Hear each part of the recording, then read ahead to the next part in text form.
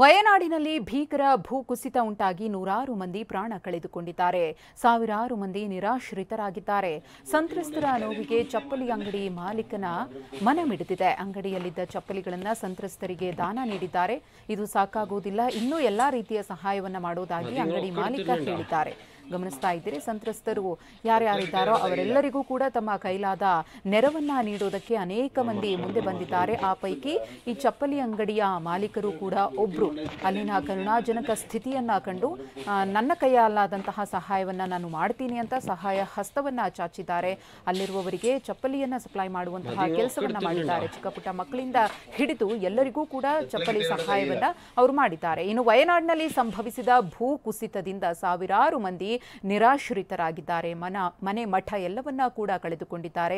ಈ ಸಂದರ್ಭದಲ್ಲಿ ಖಾಸಗಿ ಬಸ್ ಮಾಲೀಕರು ಕೂಡ ರಕ್ಷಣೆ ಮತ್ತು ಪರಿಹಾರ ಕಾರ್ಯಕ್ಕೆ ಕೈ ಜೋಡಿಸಿದ್ದಾರೆ. ದಾನಿಗಳು ನೀಡಿದ ವಸ್ತುಗಳನ್ನು ರವಾನೆ ಮಾಡಲು ಬಸ್ ಅನ್ನು ಓಡಿಸುತ್ತಿದ್ದಾರೆ. ಪರಿಹಾರ ಸಾಮಗ್ರಿಗಳನ್ನು ಹೊತ್ತ ಬಸ್ಗಳು ಯರ್ರಾಟುಪೆಟ್ಟ ಮತ್ತು ಕಂಜಿರಪಲ್ಲಿ ನಡುವೆ ಸಂಚರಿಸ್ತಾ ಇವೆ. ಗಮನಿಸ್ತಾ ಇದ್ದೀರಿ, ಸಾಮಗ್ರಿಯನ್ನ ತಲುಪಿಸಲು ಫ್ರೀ ಬಸ್ ವ್ಯವಸ್ಥೆಯನ್ನ ಕೂಡ ಮಾಡಿಕೊಡಲಾಗಿದೆ.